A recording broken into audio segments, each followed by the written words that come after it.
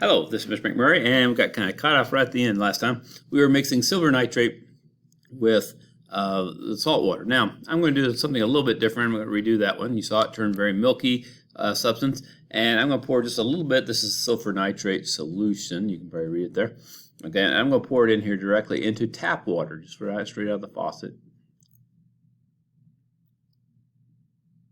All right, and it is going to do not much. Okay, but I don't know if you can tell, but it's a little cloudy there. Okay, now someone says, well, is there salt in our water? And the correct answer is no. But if you remember, salt is sodium and chlorine.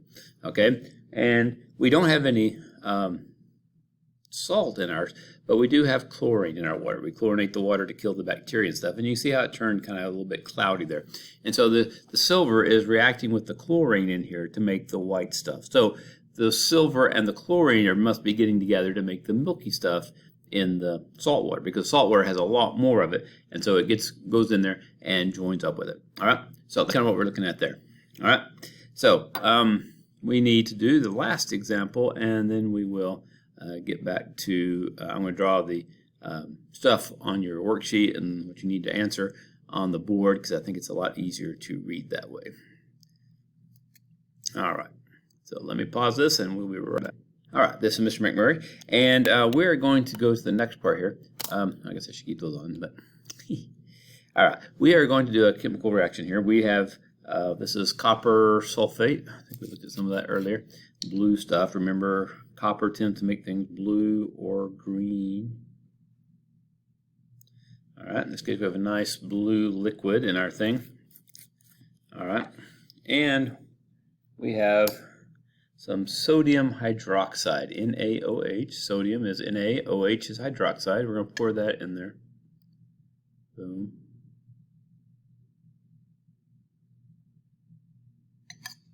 Oops. Sorry, I didn't have a clean test tube in there. It should be just a clear liquid, okay? Just ignore the stuff floating around in there, my bad. I did not wash out my test tubes, my bad. All right, but if I pour this in here, rather than just staying clear, it's going to, whoa. All right. And I don't know if you can kind of appreciate that or not, because you can just kind of see it there, but it makes like a gel in there, okay? It's almost like a solid. See a little streak of it sticking to the side. It's like a solid gel almost, all right? And so that is your copper and your copper sulfate and your sodium hydroxide. When they react, make a very strong gel blue. So the first thing you need to do is write down what happens when you mix them together, and you see definitely you get a blue gel. In fact, you can see if I tilt it, it's not even like there's hardly any liquid in there. In fact, I can pour out the liquid. A few drops came out. There's a little bit coming out. Okay, but I basically just turned it upside down over here, and as you can see, most of that stuff didn't even come out. So it's a very solid gel-like stuff. So it's kind of like a precipitate we talked about last time. When you mix two liquids together and you get a solid. In this case, it's more of a gel, but still a solid. So we say it precipitated out, a blue precipitate. All right, very gel-like substance. Okay, now we're going to go back in the other room, and we are going to write this on the board and write down what we need for number 9 and number 10. Okay, so here we go, and I'm going to try to finish up this and draw it up here. Okay, so hopefully you can still hear me. All right, silver nitrate. We know you wrote what happened. That's where it turned white and milky. Just for the record, this is the one that we had the other day, and it's just a little bit of white stuff down at the bottom. That's the precipitate. Okay, but basically it's all settled out now. All right, so not as much as you probably thought there was originally, but it turned all white. Anyhow, so that goes here. All right, then you're going to write it as a formula. We're going to right there. All right, and it's going to be, hang on, drawing. Drawing. There we go. Okay. Be AgNO3, that's silver nitrate, plus sodium chloride, okay? Now, we have a reactant and we have a reactant, so it's going to make, afterward, we have AgCl plus NaNO3. Sorry, I ran out of space there at the end. So we have two products, and we'll notice that both of these are compound. You have compound and a compound. You do a compound plus a compound. So this can't be a single replacement. This time, the silver and the sodium trade places. So this is where they both trade places. So it's a double replacement.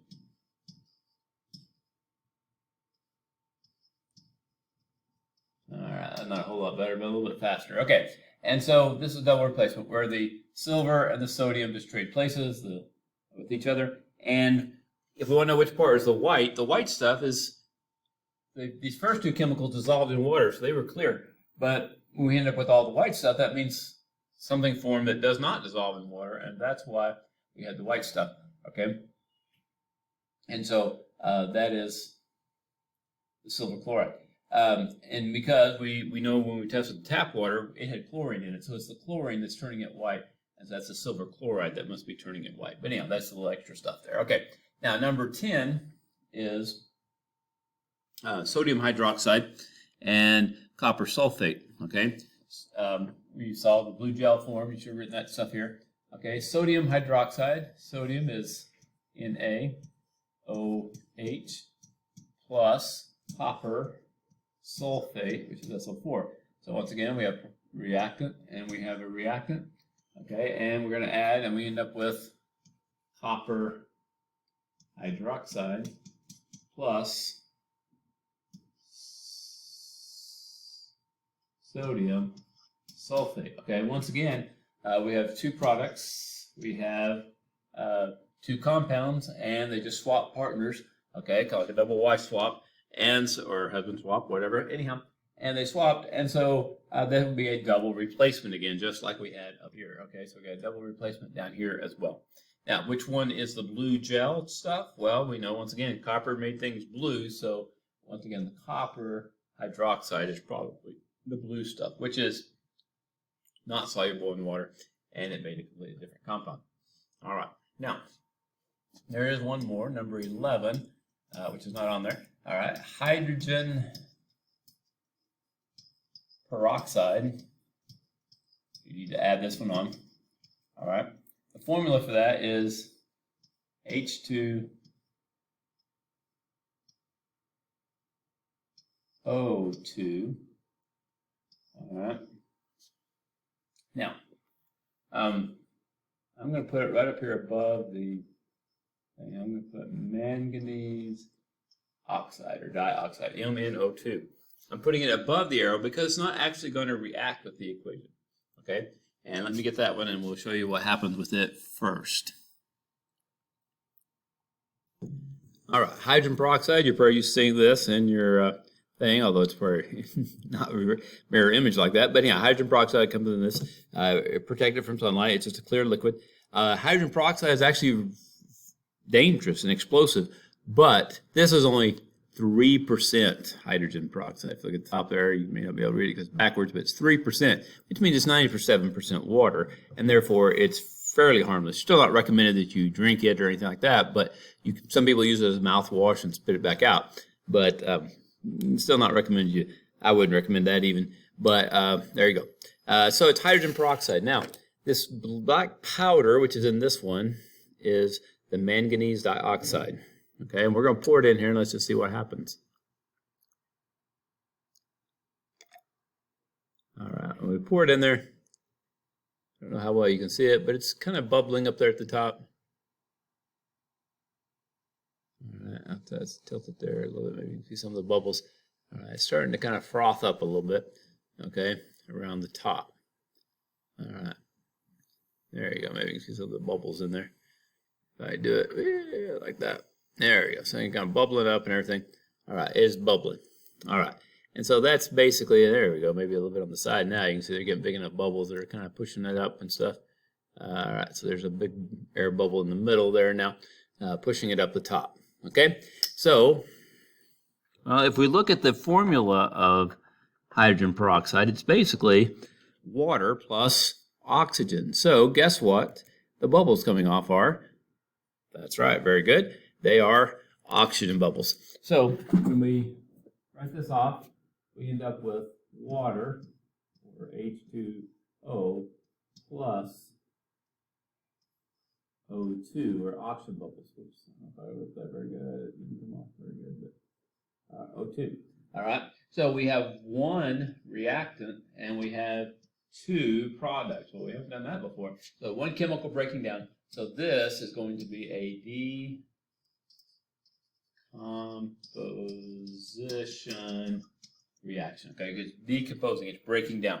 All right, and so now if you look at the stuff we did, you notice the black stuff is still there. It didn't go away, although it made a lot of bubbles there. It's pushed that black stuff all the way up there, so it made a lot of bubbles in here, but it's still there, and that's why we put it up here above it. It is a catalyst or an enzyme which makes the reaction happen, but it doesn't take part